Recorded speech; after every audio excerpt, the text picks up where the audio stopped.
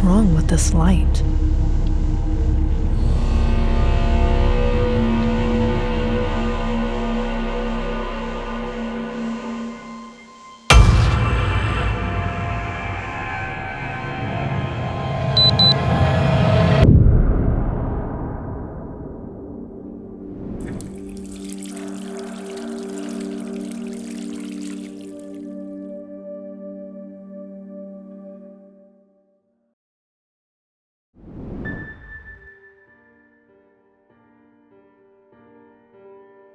Anna, finally going home. You've been working overtime the whole week. Yeah, was looking forward to the weekend, but guess what? I have to visit my in-laws in Birdwell. To the countryside. Sounds relaxing. Not really. They're not really fond of me. Why not? Because of this job. They're a lot superstitious. They see me as some sort of bad omen, especially his granny. It's a good thing she sleeps like 2/3 of the day. What are you talking about? It's the 1990s.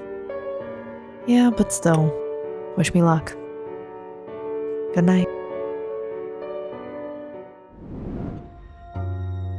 Anna Johnson. She is a medical doctor, working as a mortician at a morgue in Seattle. Anna is content with her job, and she is making good money. But it isn't unusual to receive a strange or frightened look when she told anyone her profession, especially when it came to her in-laws. Anna and Jack have been married for almost 4 years now, and somewhat against the wishes of his family. There was no shortage of warning Jack of evil omens and bad luck, but Anna had learned to cope by keeping distance. But then came the time of the year when she had to deal with the holiday. Why do you look so down?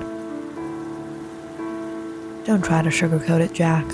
You know your family doesn't like me. Come on, why do you have to take it on you? They're just expressive about their worry for me. What do they think I'm going to do to you? We've been living together for 4 years, Jack. Yeah, and they've gotten to like you a little more now.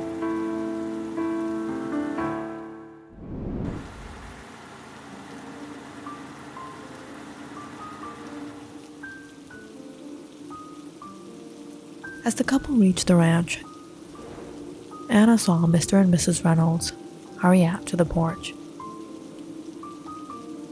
What took you two so long? It was a little difficult to drive here in the rain. You should have headed out earlier. You know it's not safe to travel out at dark around here. Anna watched as Mrs. Reynolds murmured a prayer under her breath. The Reynolds had their beliefs and their various charms and prayers to go along with it. And Anna is the exact opposite. Being a medical doctor, she has been based on facts and evidence her whole life. Perhaps that's why they didn't like her. Come on, let's head in. You two must be tired. Your mom made a feast.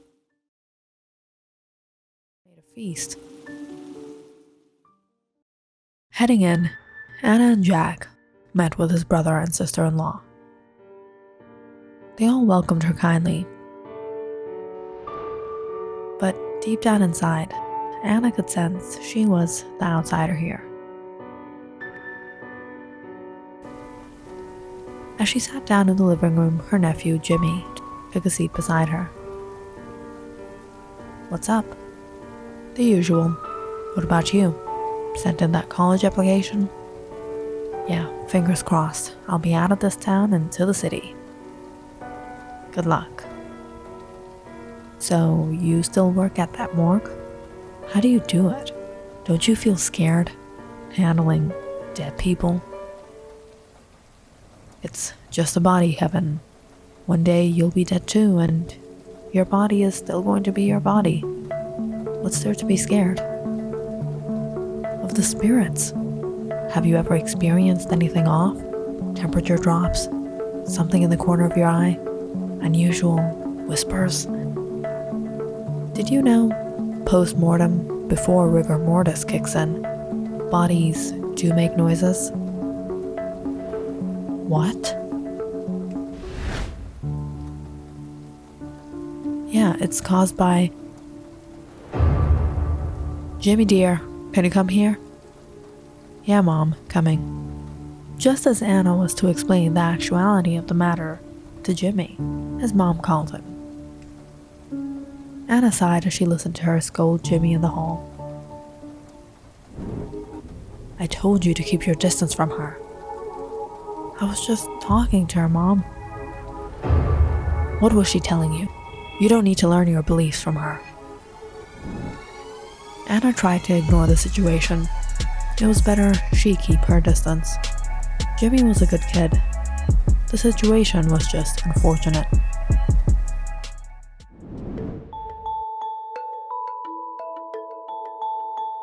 Where's Granny? You know your Granny. Sleeping. Even now? Has she been sleeping a lot lately? Kind of. Granny Reynolds. Everyone looked up to her in this house. They believed Granny Reynolds could sense outwardly elements, and she would warn and save her family right before danger. The family believed she had saved them on many occasions from harm. And to be honest, there was something unusual about the woman. Most of her days she would spend with her prayer beads. There was something very spiritual about her. Sometimes she would say strange things. But most times she was quiet. She didn't speak to Anna much. But at times, she would look at Anna with a strange glance. That night, after the family had dinner, they all went sound to bed.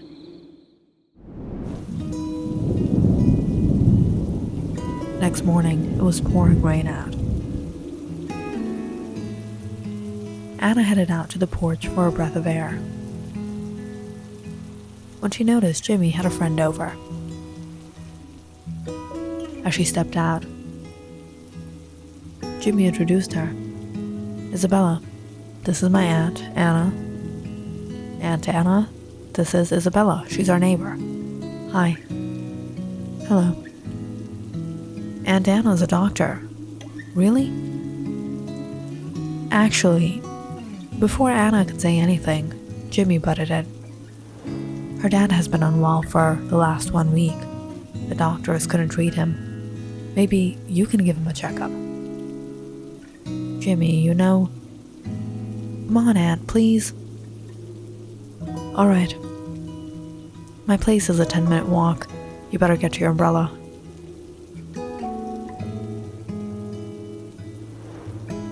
You like her, don't you? Yeah. You were trying to impress her, but now I hope I'm not getting into trouble because of you. On Jimmy's insistence, Anna agreed to visit Isabella's father. What happened to your father? We don't know.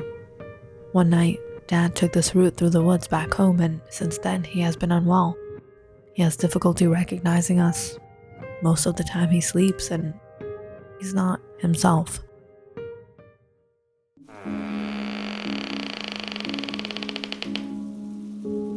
Entering the room, Anna looked at the man laying in bed.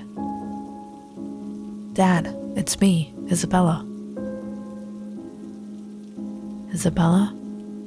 What happened? Meet Anna. She's Jimmy's aunt, and she's a doctor. The man looked completely dazed. But just as Anna came near him, he stared at her, a certain fright in his eyes. No, get away from me. No, get away from me. Get away from me. Anna was surprised as the man began screaming. "Dad, it's all right, calm down. She's a doctor. She came to check you." "I see darkness. Get away. Get away." "I think we should leave." "You think?" As Jimmy and Anna stepped out, they noticed Mrs. Reynolds had arrived. "Grandma, what are you doing here?" Mrs. Reynolds was horrified seeing Mr. Smith's condition. "Darkness. I see darkness." "I came as soon as I heard you brought her here. Why would you bring her?" "I thought she could check on Mr. Smith." "Jimmy, she's not even a real doctor. She's a mortician." Feeling quite embarrassed, Anna remained silent as Isabella came out a while later.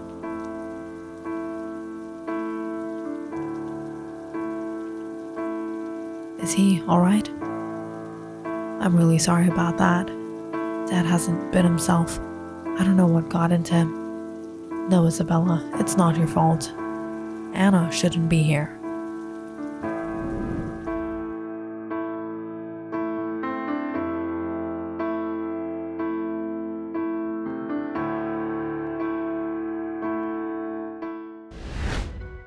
"I told you about this girl. There's something about her." "What are you talking about, Mom? You know it's nothing like that." "You know Isabella's father. He's a good man, a righteous man. Ever since he came from that root, he has been like your granny." "But what does it have to do with Anna?" "Mr. Smith would have never reacted like that when he saw her, unless there was something about her. The man was in the throes of death. He could be saying anything."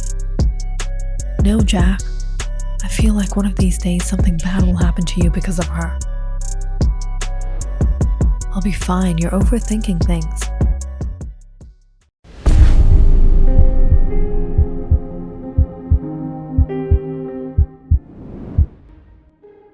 That afternoon, walking in on Anna, Jack found her packing her bags. "What are you doing?" "I can't stay here." "All right, can you tell me what really happened?" "You heard your mother. Everyone in this town is superstitious and mad. I can't take it." "You were listening to us." "You were listening to us." "You can shut your eyes, but you can't shut your ears, Jack. Your family can't stand me, and I'm not gonna stay here. Let's go back." "What?" "Anna, now you two don't be difficult. Are we going or not?" "What am I going to tell Mom?" "Fine, then I'll go myself." "You're taking this too far, Anna." "No, I'm not. Are you coming with me or are you going to stay with your family?" "You know something? Fine, go by yourself."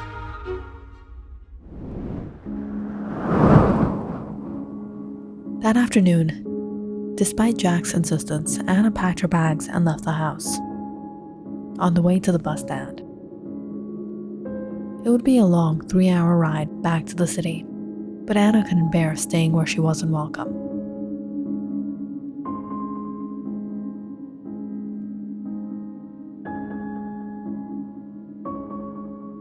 But waiting for an hour by the bus stand, and when the bus didn't arrive, Anna was getting hopeless herself. She thought Jack would come after her, but like the bus, even he wasn't coming. When the sky started to get dark, Anna decided to suck it up and go back home.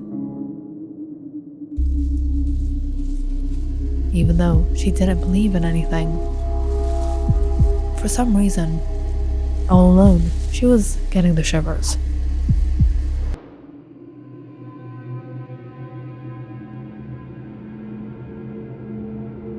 What's wrong with me?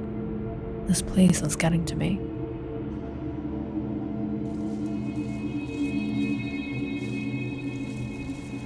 Taking a shortcut through the woods. by the time she returned, it was about 9 p.m. As she reached the ranch, her mother-in-law rushed out. "Anna, sweetheart, you're back. We all got so worried. Why did you leave?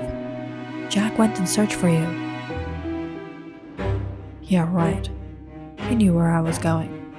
I was waiting at the bus stop there for 1 hour, and he didn't show up. I came back through the trail in the woods." "What? She came from there? At this hour?"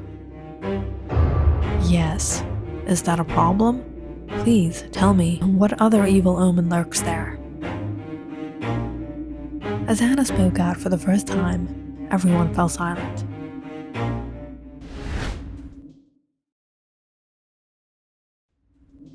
In all the hustle, Granny Reynolds walked out onto the porch. Finally, she had woken up. "What's going on here?" But as soon as she saw Anna, she shrieked out. "Good Lord, what have you done?" The old woman rushed towards her, grabbing her hair.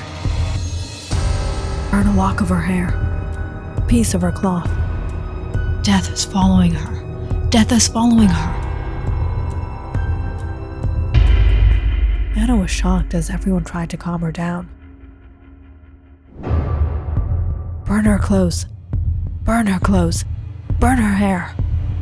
Granny, everything's fine. Everything's going to be alright." As everyone tried to calm Granny down, she suddenly went unconscious. In all this, Jack returned, shocked by what was happening.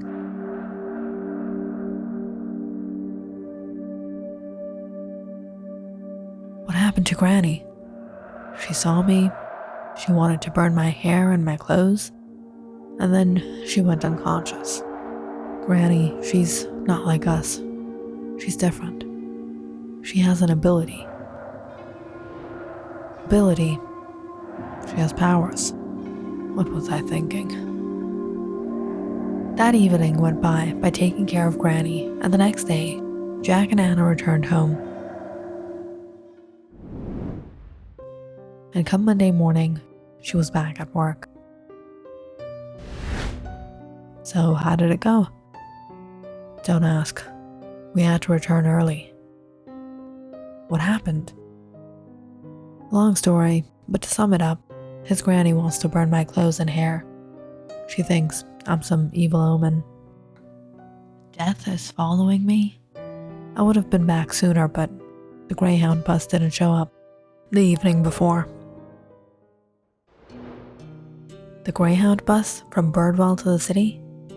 Did you read the news today?" "What about it?" "Hold on."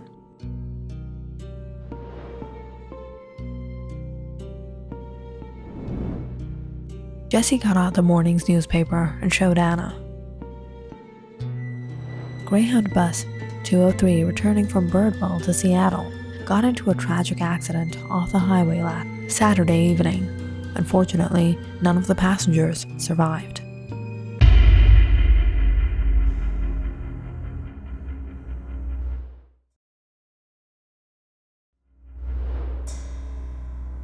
Guess you got really lucky. There was some bad omen.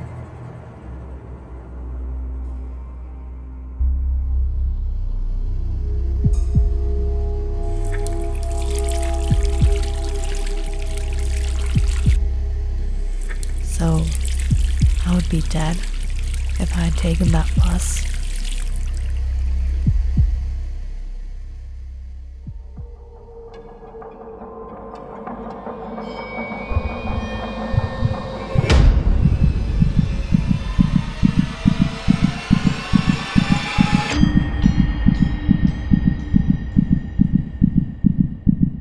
Death is following her.